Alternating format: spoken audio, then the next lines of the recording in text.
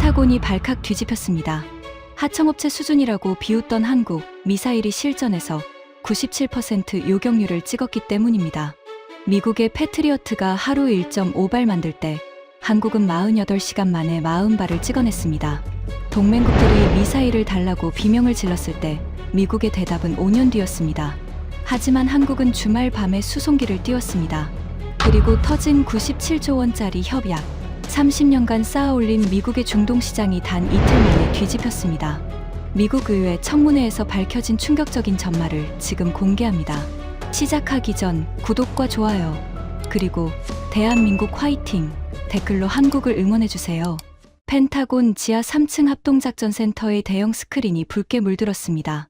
중동 전역에서 동시다발적으로 미사일 경보가 울리기 시작한 겁니다. 190발의 탄도미사일과 720기의 자폭 드론. 이란이 쏟아낸 화력의 규모를 처음 확인한 순간 저는 등골이 서늘해지는 걸 느꼈습니다. 저는 마이클 브레넌, 미국 국방부 미사일 방어국, 그러니까 MDA의 부국장입니다. 28년간 이 일을 해왔죠.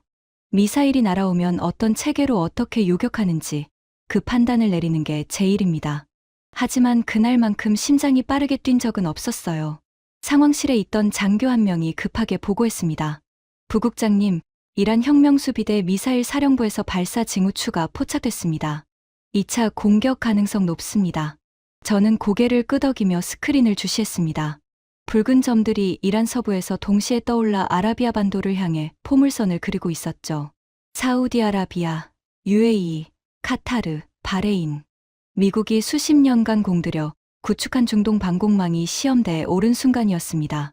패트리어트 배터리 현황 보고에 제가 명령하자 작전 장교가 태블릿을 들어 올렸습니다.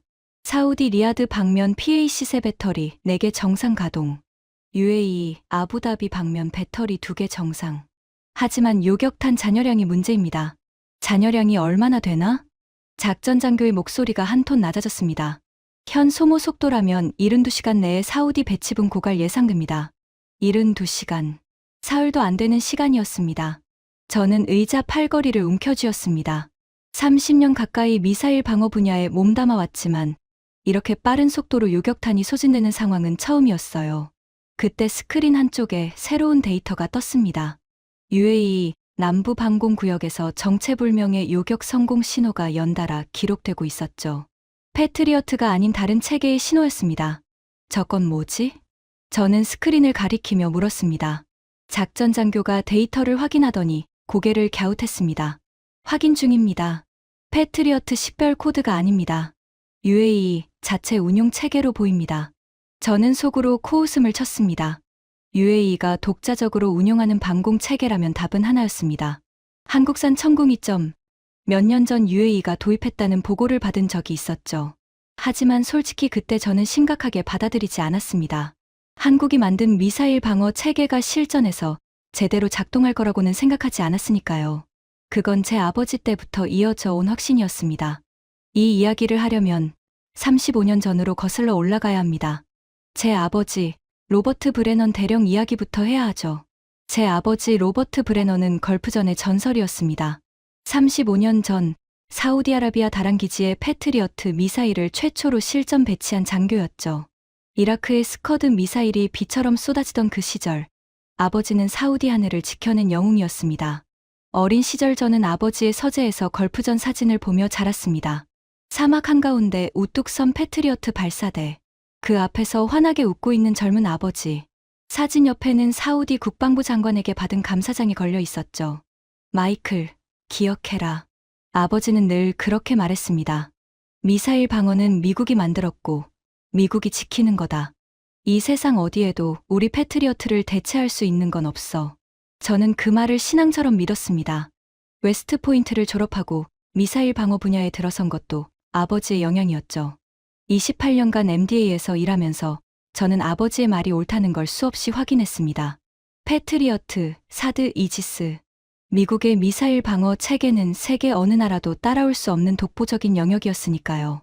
그래서 한국이 미사일 방어 체계를 만들었다는 소식을 처음 들었을 때 저는 실소를 금치 못했습니다. 한국이요? 그 작은 나라가? 저는 한국의 방산 산업을 잘 알고 있었습니다.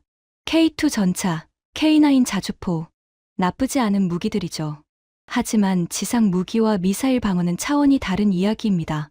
미사일 방어 체계를 만들려면 추적 레이더 기술, 유도 알고리즘, 종말 단계, 요격 기동 제어.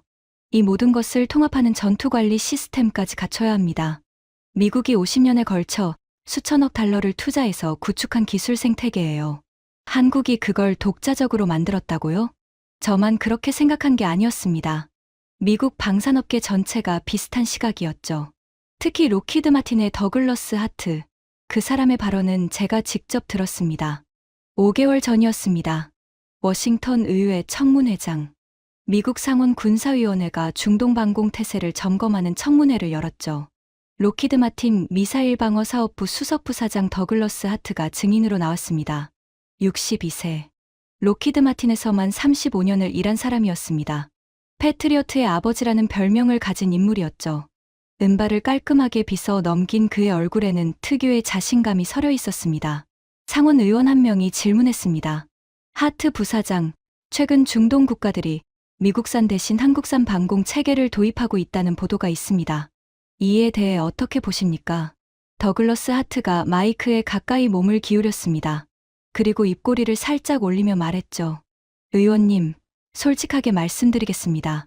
한국 방산이요? 우리 부품 조립하는 하청업체 수준입니다. 미사일 방어라는 건 자동차를 조립하는 것과는 차원이 다릅니다.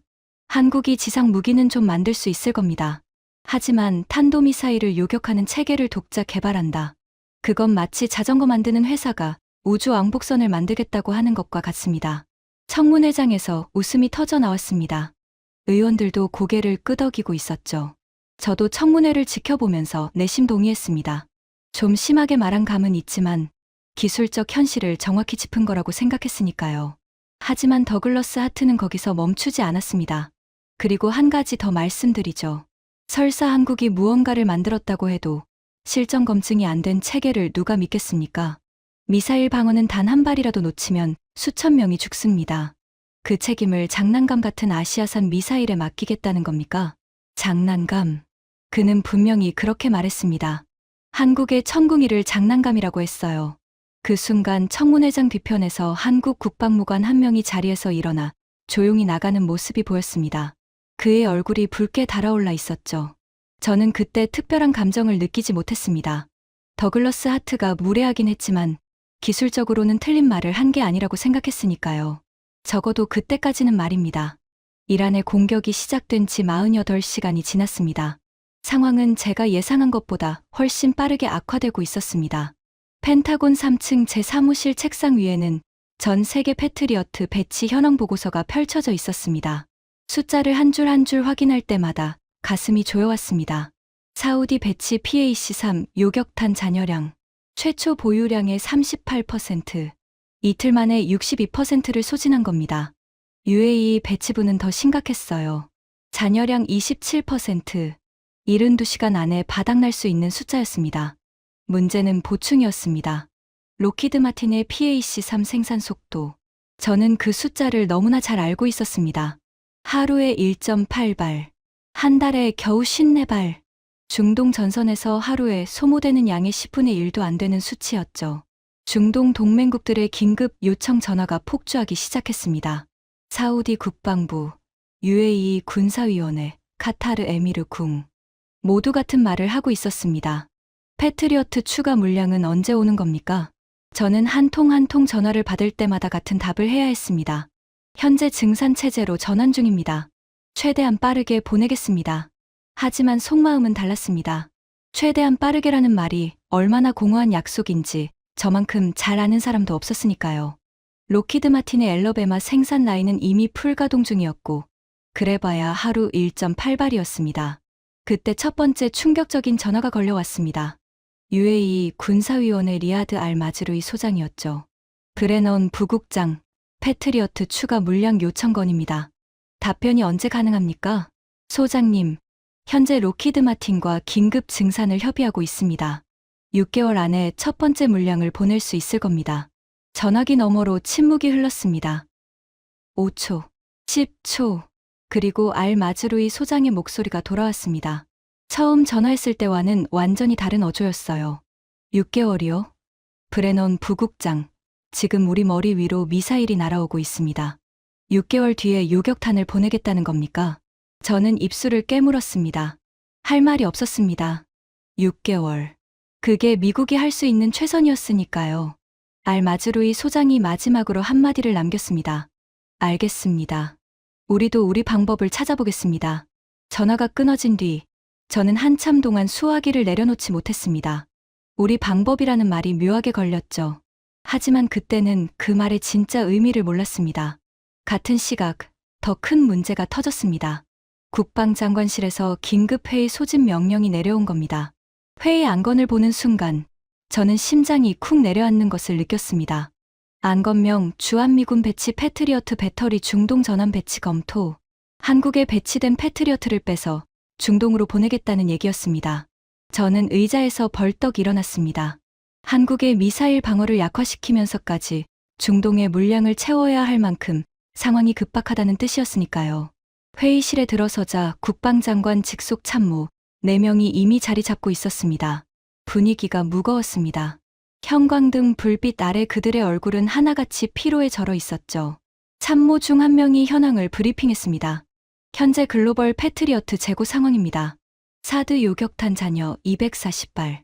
패트리어트 PAC-3 글로벌 잔여량은 현 소모율 기준 4개월치입니다.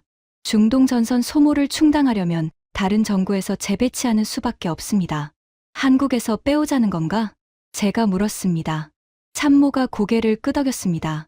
주한미군 배치 PAC-3 배터리 2개를 UAE로 전원 배치하는 안입니다. 북한 위협은 한국군 자체 방공망으로 일시 대응하고 중동 상황이 안정되면 복원합니다. 저는 이마를 손으로 짚었습니다. 한쪽을 막으려면 다른 쪽에 구멍이 뚫리는 상황. 이것이 미국 미사일 방어의 현실이었습니다. 세계 최강이라던 미국의 미사일 방어가 하루 1.8발이라는 생산 속도 때문에 이런 지경에 몰린 겁니다. 서명하겠습니다. 저는 전환 배치 명령서에 펜을 가져다 댔습니다. 손끝이 미세하게 떨렸습니다. 한국의 방어를 약화시키면서 중동을 지키는 이 아이러니. 28년 경력의 미사일 방어 전문가로서 이보다 자괴감이 드는 순간은 없었습니다. 펜을 내려놓은 직후 참모 한 명이 추가 보고를 올렸습니다. 부국장님, 그리고 하나 더 보고 드릴 게 있습니다. 뭔가? UAE 남부 방공 구역 교전 데이터 분석이 나왔습니다. 천궁이 체계로 추정되는 요격 기록입니다. 저는 피곤한 눈으로 태블릿을 받아들었습니다. 별 기대 없이 숫자를 훑어보다가 저도 모르게 눈을 크게 떴습니다.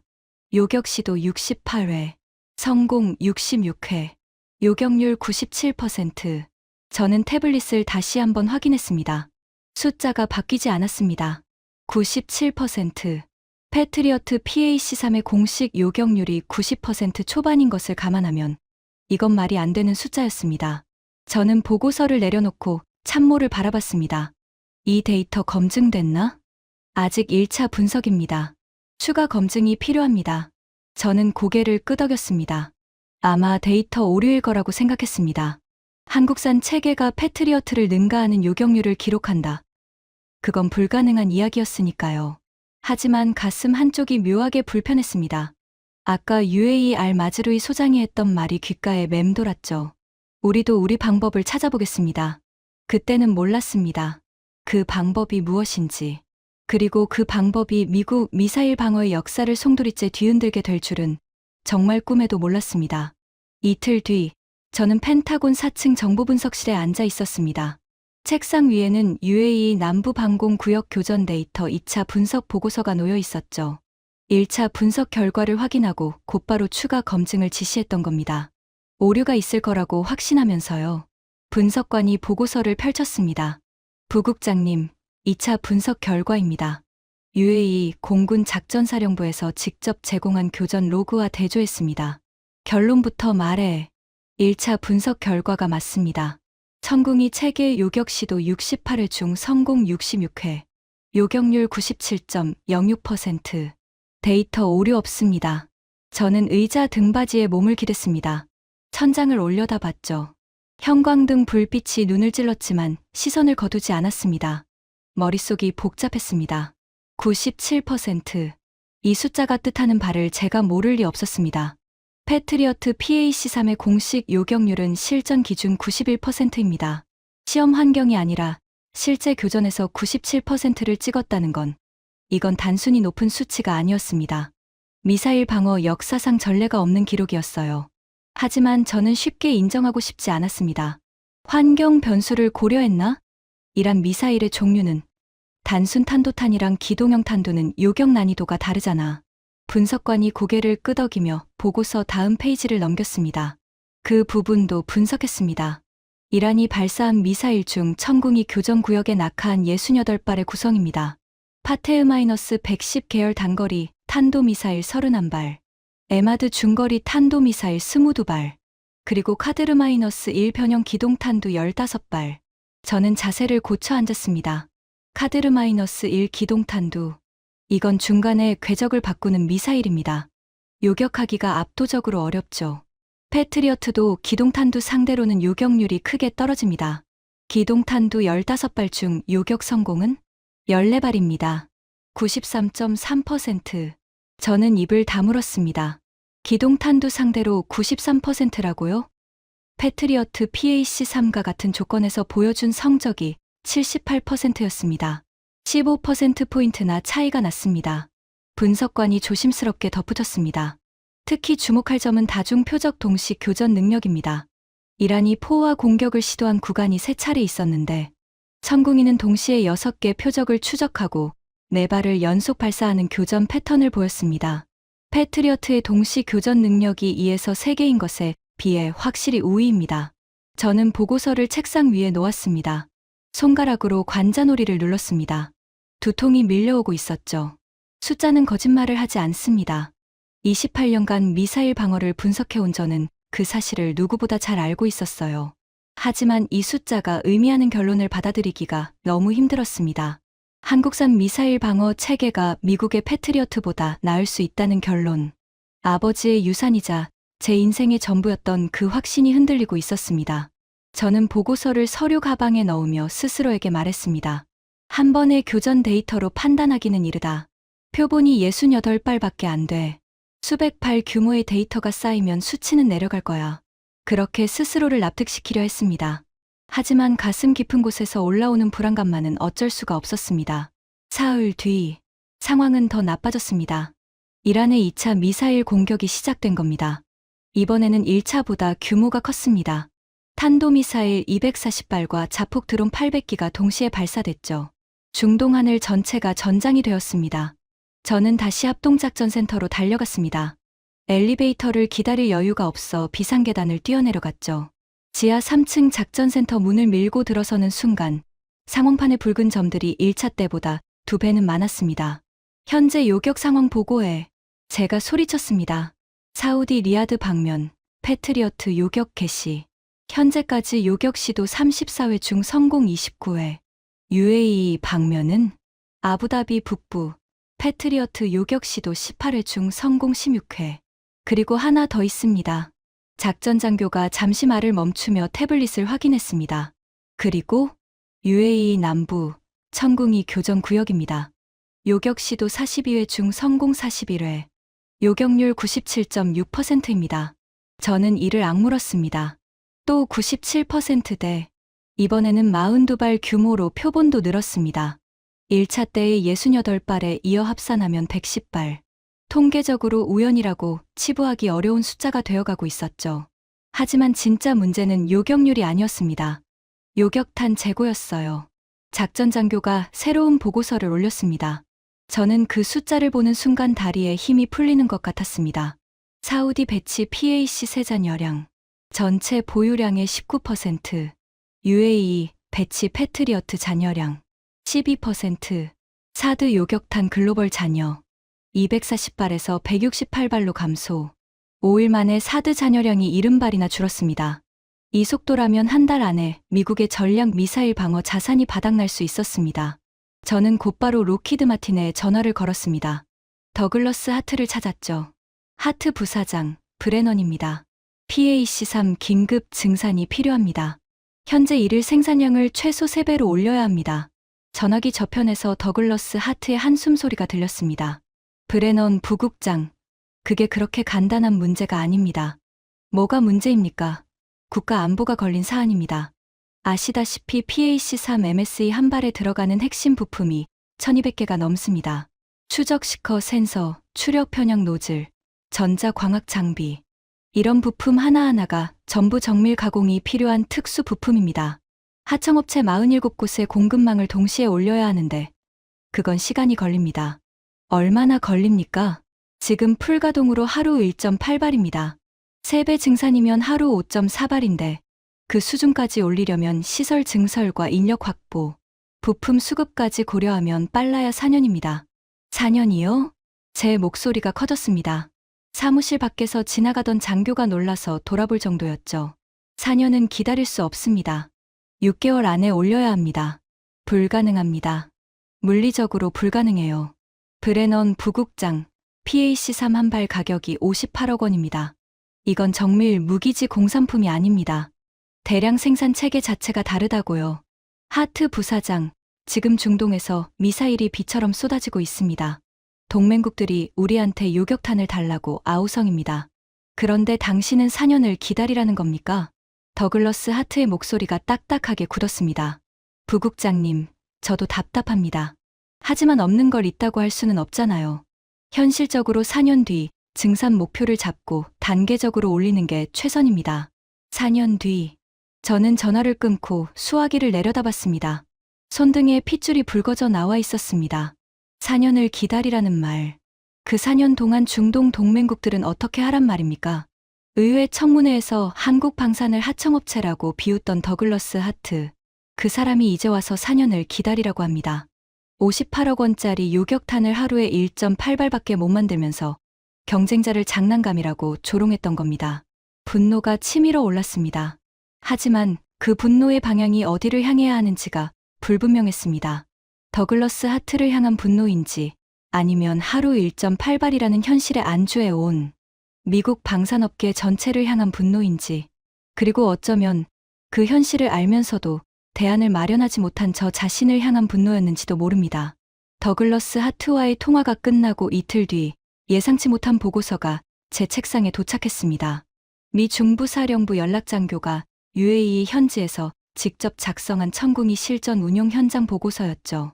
저는 커피를 한 모금 마시며 무심하게 표지를 넘겼습니다. 하지만 첫 페이지를 읽는 순간 커피잔을 내려놓을 수밖에 없었습니다. 보고서 첫 줄이 이랬습니다. 본 장교는 20년간 패트리어트 운용부대에서 복무했으며 천궁의 실전 성능을 직접 관찰한 결과를 아래와 같이 보고합니다. 패트리어트 전문가가 천궁이를 직접 보고 쓴 보고서. 저는 자세를 고쳐 앉고 읽기 시작했습니다. 보고서의 내용은 충격적이었습니다. 첫 번째, 발사 후 반응 시간.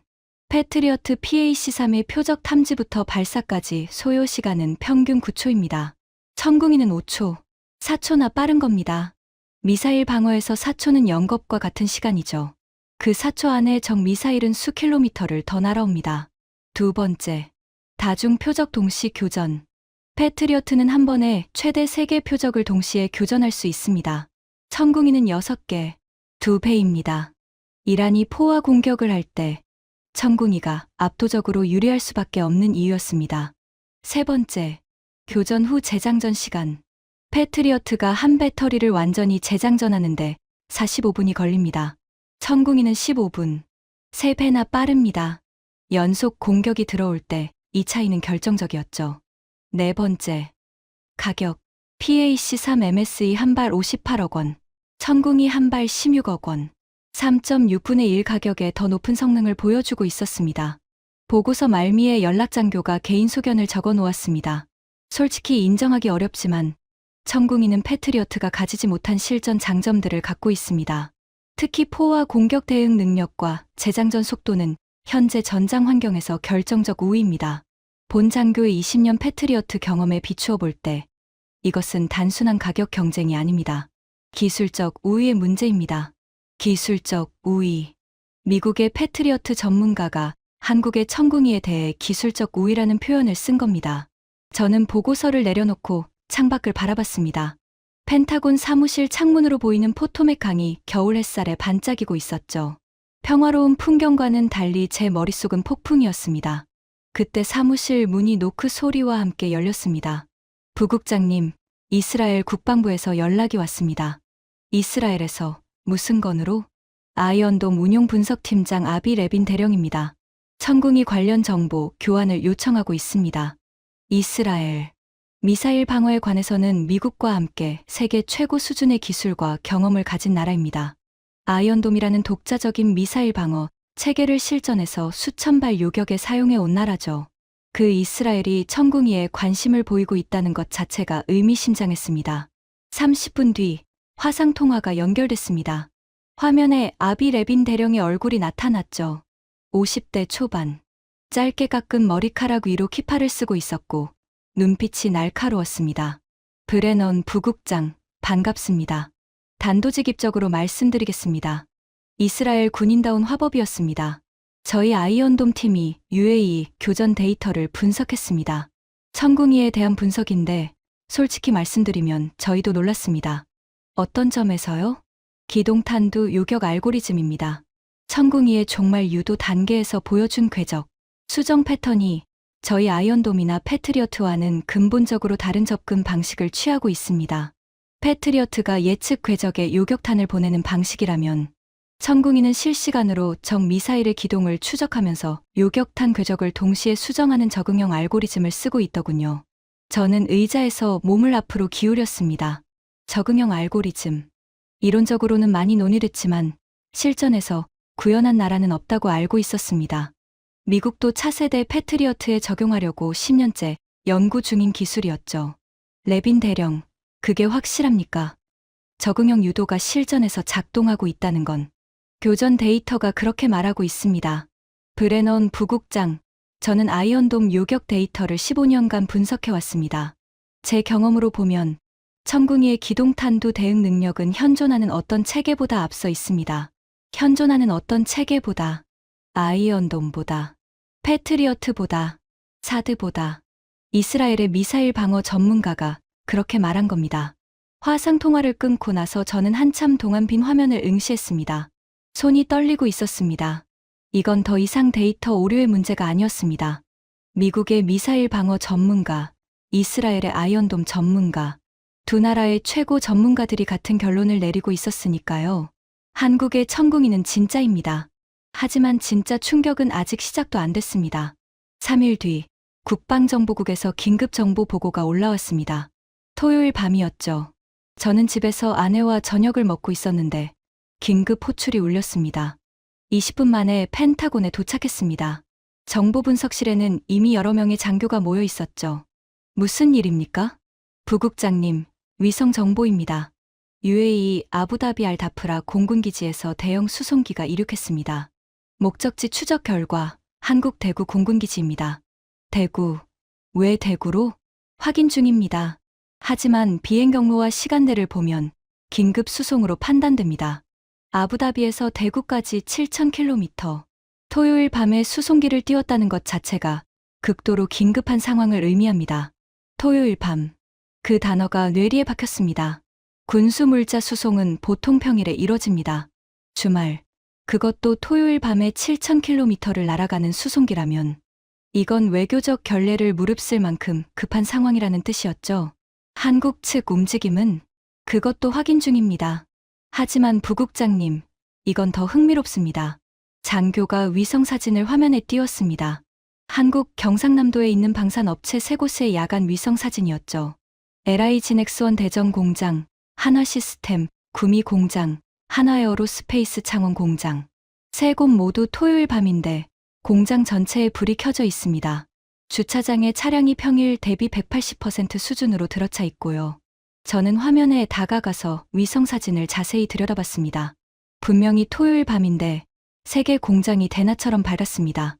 인원 추정은 열화상 분석과 차량 수 기준으로 1,800명 이상이 동시에 근무 중인 것으로 추정됩니다. 1,800명. 토요일 밤에 1,800명이 공장에 나와서 일하고 있다고요? 저는 믿기 어려웠습니다. 로키드 마틴 엘러베마 공장의 패트리어트 생산 라인 정규 인력이 600명입니다. 그 3배가 넘는 인원이 주말 밤에 긴급 투입된 겁니다. 스문의 시간 뒤 정보가 더 들어왔습니다. 그리고 그 정보는 저를 완전히 멍하게 만들었습니다. 부국장님, 한국방산업체 3곳이 주말 48시간 동안 천궁이 요격탄을 생산한 수량이 확인됐습니다. 얼마나? 40발입니다. 저는 잘못 들은 줄 알았습니다. 다시 말해봐. 40발입니다. 48시간, 그러니까 이틀 만에 40발을 생산했습니다. 48시간에 40발. 로키드 마틴이 패트리어트를 하루에 1.8발 만드는데 한국은 이틀에 40발. 단순 계산으로 생산 속도가 8배가 넘었습니다. 저는 숫자를 다시 계산했습니다. 혹시 단위가 틀렸나 싶어서요. 48시간에 40발이면 시간당 0.83발. 로키드 마틴은 24시간에 1.8발이니까 시간당 0.075발. 비율을 계산하면 11배. 아니, 아까 8배라고 했는데 이건 더 크지 않습니까? 어떻게 계산하든 압도적인 차이였습니다. 이게 가능합니까? 저는 아무에게나 물어본 게 아닙니다. 미사일 생산공학을 아는 전문가로서 진심으로 이해가 안 됐던 겁니다. 미사일 요격탄은 자동차가 아닙니다. 한 발 한 발이 정밀 무기예요. 시커 센서 보정, 추진체 결합, 탄두 조립, 최종 시험. 이 모든 공정을 48시간 안에 40발이나 완료했다는 건 생산 라인 자체가 우리와는 완전히 다른 구조라는 뜻이었습니다. 정보분석관이 추가 설명을 했습니다. 한국 방산업체들의 생산 방식이 독특합니다. LI 진엑스원이 시커와 유도 장치를, 한화 시스템이 레이더와 전투관리 체계를, 한화 에어로스페이스가 추진체와 탄체를 각각 담당하는 분산 병렬 생산 체제입니다. 세 공장이 동시에 부품을 만들어서 최종 조립만 한 곳에서 하는 방식이죠. 분산 병렬 생산이라 저는 중얼거렸습니다. 로키드 마틴은 엘러베마 공장 한 곳에서 모든 공정을 순차적으로 처리합니다. 한 공정이 끝나야 다음 공정으로 넘어가는 직렬 방식이죠. 한국은 세 공장이 동시에 부품을 만들고 완성된 부품을 모아서 조립하는 병렬 방식을 쓰고 있었습니다. 이건 단순히 인력을 더 투입했다고 되는 게 아닙니다. 세 공장의 품질 기준을 완벽하게 통일하고 부품 간 호환성을 정밀하게 관리하고 물류를 실시간으로 조율하는 고도의 시스템이 있어야 가능한 방식입니다. 저는 비로소 깨닫기 시작했습니다. 한국 방산이 왜 이렇게 빠른지를. 이건 노동력의 문제가 아니었습니다. 시스템의 문제였어요. 그로부터 일주일 뒤 모든 것이 뒤집어졌습니다. 그날 아침 저는 출근길에 차 안에서 라디오를 듣고 있었습니다. CNN 뉴스가 흘러나왔죠. 속보입니다. UAE와 한국이 97조 원 규모의 포괄협력 협약을 체결했습니다. 이는 한국 역사상 최대 규모의 단일 국가협약으로 방위산업 50조 원, 원자력 에너지 및 AI 기술협력 47조 원이 포함되어 있습니다. 저는 핸들을 잡은 손에 힘이 들어갔습니다. 97조 원. 미국 달러로 환산하면 약 700억 달러. 미국의 연간 방위산업 수출 총액의 절반에 해당하는 금액이었습니다. 그것을 한국이 단일 계약으로 따냈다고요? 펜타곤에 도착하자 사무실이 뒤집어져 있었습니다. 모든 사람이 UAE 협약 뉴스를 이야기하고 있었죠. 참모진이 긴급 브리핑을 준비하고 있었습니다. 부국장님, 협약 상세 내용입니다. 참모가 태블릿을 건넸습니다. 저는 하나하나 읽어 내려갔습니다. 방위산업 50조 원, 천궁이 추가 도입, 한국형 해상 방공 체계, 무인기 공동 개발, 방산 기술 이전. 한국이 UAE의 방위 파트너로 격상된 겁니다. 원자력 에너지 25조 원. 바라카 원전에 이어 추가 원전 건설 및 소형 모듈 원자로 공동 개발. AI 및 첨단 기술 22조 원. 반도체 협력, 스마트 시티, 디지털 전환 공동 프로젝트. 저는 태블릿을 내려놓았습니다. 이건 단순한 무기 거래가 아니었습니다. 국가 대 국가의 전략적 동맹 체결이었어요. UAE가 미국이 아니라 한국을 전략적 파트너로 선택한 겁니다. 그 순간 사무실 TV에서 더글러스 하트의 얼굴이 나왔습니다. 로키드 마틴 본사 앞에서 기자들에게 둘러싸여 있었죠. 5개월 전 의회 청문회에서 한국을 하청업체라고 비웃던 그 자신만만한 표정은 온데간데 없었습니다. 얼굴이 창백했고 눈 밑에 다크서클이 짙게 내려앉아 있었죠. 기자가 물었습니다. 하트 부사장, UAE 한국 협약에 대해 어떻게 보십니까? 패트리어트 시장이 천궁이에 잠식당하고 있다는 분석이 나오는데요. 더글러스 하트가 마이크 앞에서 입술을 달싹였습니다. 하지만 아무 말도 나오지 않았습니다. 옆에 있던 홍보 담당이 대신 답했죠. 로키드 마틴은 패트리어트의 성능과 신뢰성에 확신을 갖고 있으며 동맹국들과의 긴밀한 협력을 지속하고 있습니다. 판에 박힌 답변. 5개월 전의 당당함은 사라지고 수세에 몰린 방어적 태도가 역력했습니다. 같은 시각 미국 주요 방산주가 일제히 하락하고 있었습니다. 로키드 마틴 3.7% 하락, 레이시온 2.1% 하락. 반면 한국 방산주는 폭등하고 있었죠. 한화에어로스페이스 12% 상승, LI진엑스원 15% 상승. 시장은 이미 결론을 내린 겁니다. 미사일 방어의 판도가 바뀌고 있다고. 그날 오후 저는 더 충격적인 보고를 받았습니다. 중부사령부 정보팀이 올린 중동 전체 방산시장 동향 보고서였죠. 부국장님, UAE 협약 이후 도미노 현상이 시작됐습니다. 도미노? 사우디아라비아 국방부가 한국 측에 천궁이 기술 브리핑을 요청했습니다. 비공식 채널로 가격 문의도 들어왔고요. 사우디. 35년 전 제 아버지가 패트리어트로 하늘을 지켜낸 바로 그 나라. 미국 미사일 방어의 첫 번째 해외 고객이었던 사우디가 이제 한국산을 검토하고 있다니. 그뿐이 아닙니다. 폴란드 국방부에서도 천궁이 도입 가능성을 타진하고 있습니다. 호주 국방성도 아시아 태평양 방공 체계 업그레이드 계획에 천궁이를 후보군으로 포함시켰습니다.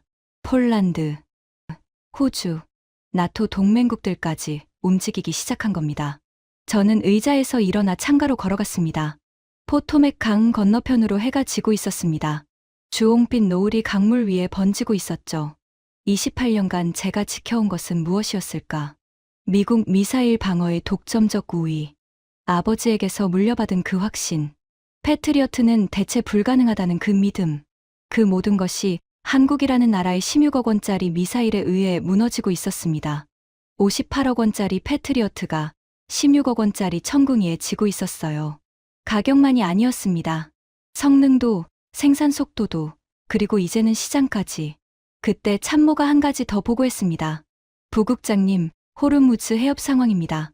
호르무즈가 왜? 이란이 호르무즈 해협을 봉쇄했습니다. 기뢰와 해군 함정으로 해상 교통을 차단했어요. 현재 유조선 통항이 전면 중단된 상태입니다. 호르무즈 해협 봉쇄. 세계 석유 수송량의 20%가 지나가는 곳입니다. 국제 유가가 폭등하기 시작했죠. 하지만 흥미로운 점이 있습니다. UAE가 한국에만 원유를 보내고 있습니다. 뭐라고요? UAE 푸자이라 항구에서 출발한 유조선 세척이 한국으로 향하고 있습니다. 호르무즈를 우회하는 푸자이라 인도양항국 항로입니다. UAE가 자국 수송망을 동원해서 한국에만 원유를 공급하고 있는 겁니다. 저는 입을 벌린 채 참모를 바라봤습니다. 호르무즈가 막혀서 전 세계가 원유 수급에 비상이 걸렸는데 UAE가 한국에만 기름을 보내고 있다고요? 왜 한국에만? 분석관들의 판단으로는 천궁이 때문입니다. 한국이 UAE의 하늘을 지켜주고 있으니까 UAE가 한국의 에너지를 지켜주는 겁니다. 일종의 전략적 호혜 관계죠. 전략적 호혜. 미사일로 하늘을 지켜주면 석유로 경제를 지켜준다. 이것은 단순한 무기 수출이 아니었습니다. 국가 생존을 건 전략적 동맹이었어요. 그리고 그 동맹의 중심에 미국이 아니라 한국이 있었습니다. 저는 창가에 서서 완전히 저문 하늘을 바라봤습니다. 어둠 속에서 포토맥 강 건너 알링턴 국립묘지의 불빛이 가물가물 보였습니다. 제 아버지 세대의 전우들이 잠들어 있는 곳이었죠. 우리가 전화를 안 받는 사이에 한국이 시장을 가져갔습니다. 저는 아무도 없는 사무실에서 혼잣말을 내뱉었습니다. 하지만 정확히는 한국이 시장을 가져간 게 아니었습니다. 우리가 시장을 내준 겁니다. 하루 1.8발. 4년 뒤 증산. 한 발에 58억 원. 이런 오만함으로 동맹국들을 기다리게 한 건 우리였으니까요. 한국은 토요일 밤에 1,800명을 공장에 보내서 48시간 만에 40발을 만들어 보냈습니다. 한 발에 16억 원으로. 그리고 97% 요격률로 하늘을 지켰습니다. 차이는 기술이 아니었습니다. 차이는 태도였습니다. 우리는 독점에 안주했고 한국은 생존을 걸고 뛰었습니다. 그 깨달음이 가슴을 뜨겁게 달구는 동시에 뼈가 저릴 만큼 아프게 만들었습니다.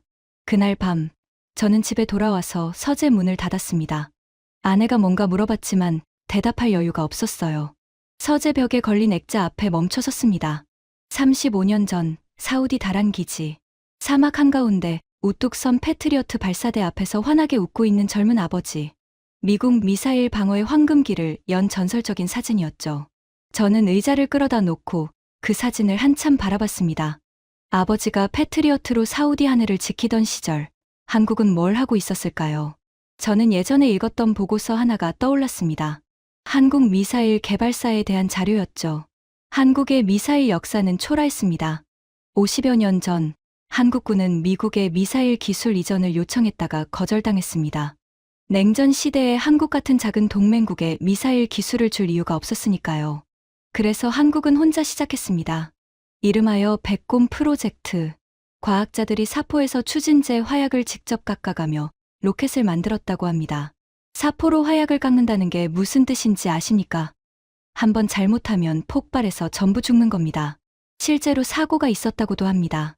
그렇게 만든 첫 미사일이 사거리 180km짜리 단거리 탄도미사일이었습니다. 미국이 수천 킬로미터를 날아가는 ICBM을 만들고 있을 때 한국은 180km짜리를 만들고 기뻐하고 있었던 거예요. 저는 그 이야기를 처음 읽었을 때 코웃음을 쳤습니다. 사포로 화약을 깎아서 미사일을 만든다. 자전거로 비행기를 따라가겠다는 것과 뭐가 다른가 싶었죠. 하지만 지금 그 이야기가 완전히 다르게 들렸습니다. 사포로 화약을 깎던 나라가 50년 만에 97% 요격률의 미사일 방어 체계를 만들었습니다. 미국의 기술 이전을 거절당한 나라가 이제 미국의 패트리어트를 능가하는 체계를 독자 개발한 겁니다. 저는 아버지 사진 옆에 놓인 사우디 국방부 감사장을 바라봤습니다. 35년 전 아버지가 지켜낸 사우디. 그 사우디가 지금 한국에 천궁이 브리핑을 요청하고 있습니다. 아버지의 패트리어트 대신 한국에 천궁이를 도입하려고요. 눈시울이 뜨거워졌습니다. 저는 안경을 벗고 눈을 손으로 가렸습니다. 아버지. 저는 사진을 향해 작게 말했습니다. 아버지의 시대는 끝났습니다. 아버지가 만든 패트리어트의 시대가 끝나고 있어요. 그리고 그 자리를 채우고 있는 건 아버지가 한 번도 진지하게 바라보지 않았던 나라입니다. 한참을 그렇게 앉아 있었습니다. 시계 소리만 똑딱거리는 서재에서 벽에 걸린 아버지의 웃는 얼굴을 바라보면서 그때 서재 책상 위 태블릿에 알림이 떴습니다. CNN 속보였죠. 미상원 군사위원회, 로키드 마틴 더글러스 하트 수석부사장에 대해 긴급 청문회 소집, 패트리어트 생산 지연 및 중동 방공태세 실패에 대한 책임 추궁. 저는 태블릿을 들어 기사를 읽었습니다. 5개월 전 의회 청문회에서 한국을 하청업체라고 비웃던 더글러스 하트가 이번에는 증인이 아니라 피고인 같은 입장으로 소환되는 겁니다. 기사에는 상원 의원의 발언이 인용되어 있었습니다. 하트 부사장은 5개월 전 이 자리에서 한국 방산을 장난감이라고 했습니다. 그런데 지금 그 장난감이 97% 요격률로 UAE 하늘을 지키고 있고 우리 패트리어트는 재고가 바닥나서 동맹국 전화도 못 받고 있습니다. 도대체 누가 장난감입니까? 저는 태블릿을 내려놓았습니다. 통쾌한 기분은 들지 않았습니다. 더글러스 하트가 잘못한 건 맞지만 그건 그 한 사람만의 문제가 아니었으니까요. 미국 방산업계 전체가 독점에 취해 있었습니다. 경쟁자가 없으니 혁신할 이유도 없었죠. 가격은 올라가고 생산 속도는 떨어지고 동맹국들의 요청에는 몇 년씩 기다리라고 했습니다. 더글러스 하트는 그 구조의 상징이었을 뿐 원인은 아니었습니다. 진짜 원인은 우리의 오만이었습니다. 다음 날 아침, 저는 펜타곤 사무실에 일찍 출근했습니다. 해가 뜨기 전 아직 복도가 텅 빈 시간이었죠. 책상에 앉아 새 보고서를 쓰기 시작했습니다. 제목을 이렇게 정했습니다. 미사일 방어의 새로운 기준 한국 천궁이 체계가 미국 방산에 주는 시사점. 28년 미사일 방어 경력에서 가장 쓰기 어려운 보고서였습니다. 한 줄 한 줄이 제 경력 전체를 부정하는 것 같았으니까요. 하지만 저는 썼습니다. 숫자가 말하고 있었고, 전장이 증명하고 있었고, 동맹국들이 이미 움직이고 있었으니까요. 보고서 서두에 이렇게 적었습니다. 미국 미사일 방어는 50년간 세계 최고였습니다. 하지만 지금 그 자리를 위협하는 나라가 있습니다. 50년 전 사포로 화약을 깎아 첫 미사일을 만들었던 나라, 대한민국입니다. 이어서 핵심 분석을 정리했습니다. 첫째, 성능. 천궁이의 실전 요격률 97%는 패트리어트 PAC-3의 91%를 넘어섭니다. 특히 기동탄두 대응 능력에서 15%포인트 차이는 기술적 세대, 격차를 의미합니다. 둘째, 가격. 천궁이 한 발 16억 원대에 패트리어트 한 발 58억 원. 3.6배 가격 차이는 동맹국들의 선택을 바꾸기에 충분합니다. 셋째, 생산력. 한국의 분산 병렬 생산 체제는 48시간에 40발을 가능하게 합니다. 록히드 마틴의 하루 1.8발과 비교하면 8배 이상의 속도입니다. 전시 긴급 증산 능력에서 한국은 미국을 압도합니다. 넷째, 전략적 동맹. 97조 원 규모의 UAE 협약은 단순한 무기 거래가 아니라 국가 간 전략적 동맹의 전환을 의미합니다. 방위산업에서 에너지, 원자력, AI까지 포괄하는 이 구조는 미국이 제공하지 못한 형태의 파트너십입니다. 보고서를 쓰는 동안 해가 떠올랐습니다. 창문으로 들어오는 아침 햇살이 책상 위를 비추었죠. 저는 마지막 문단을 적었습니다. 우리는 50년간 독점에 안주했습니다. 경쟁자가 없다는 환상 속에서 가격은 올리고 속도는 늦추고 동맹국들의 긴급 요청에 몇 년을 기다리라고 했습니다. 그 사이 한국은 달랐습니다. 미국에 거절당하고 독자 개발의 험난한 길을 걸었고 50년 만에 이 자리까지 왔습니다. 한국의 방산 수출 총액은 지난해 기준 165억 달러를 돌파했습니다. 천궁이가 기록한 97% 요격률은 아이언돔을 운용하는 이스라엘 전문가도 인정한 수치입니다. 패트리어트의 시대에 종지부를 찍는 것은 러시아나 중국이 아니라 우리가 한때 하청업체라고 불렀던 나라일 수 있습니다. 미사일 방어의 새로운 기준이 세워지고 있습니다. 그리고 그 기준을 세우는 것은 미국이 아닙니다. 펜을 내려놓았습니다. 손이 떨리고 있었습니다. 이 보고서가 국방장관에게 올라가면 미국 방산업계에 거대한 파장이 일 것입니다. 어쩌면 제 경력에도 타격이 올 수 있습니다. 독점 체제에 안주해 온 사람들은 이 보고서를 반기지 않을 테니까요. 하지만 저는 숫자를 믿는 사람입니다. 28년간 그래왔습니다. 숫자가 말해주는 진실을 외면하는 것은 미사일 방어 전문가로서의 자격을 스스로 포기하는 것이나 마찬가지였죠. 보고서를 제출하기 전, 저는 서재에서 가져온 아버지의 사진을 꺼내 책상 옆에 세워놓았습니다. 사막 위 패트리어트 발사대 앞에 서 있는 젊은 아버지. 아버지, 당신이 만든 역사는 위대했습니다. 하지만 역사는 멈추지 않습니다. 50년 전 사포로 화약을 깎던 그 나라가 새로운 역사를 쓰고 있습니다. 저는 그 사실을 인정하렵니다. 미사일 방어를 사랑하는 사람으로서 인정해야 합니다. 저는 보고서를 봉투에 넣고 국방장관실로 향했습니다. 펜타곤의 긴 복도를 걸으며 생각했습니다. 경쟁은 위협이 아닙니다. 경쟁은 기회입니다. 50년간 독점이 만든 안일함을 깨뜨릴 수 있는 유일한 힘. 한국이 그 역할을 하고 있었습니다. 복도 끝에서 아침 햇살이 비추고 있었습니다.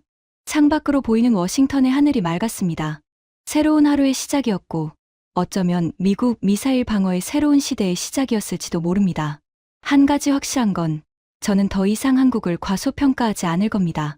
사포로 화약을 깎아 미사일을 만들던 나라, 미국에 거절당하고도 포기하지 않았던 나라, 토요일 밤에 1800명을 공장에 보내는 나라, 97% 요격률로 동맹국의 하늘을 지키는 나라, 그 나라의 이름은 대한민국입니다.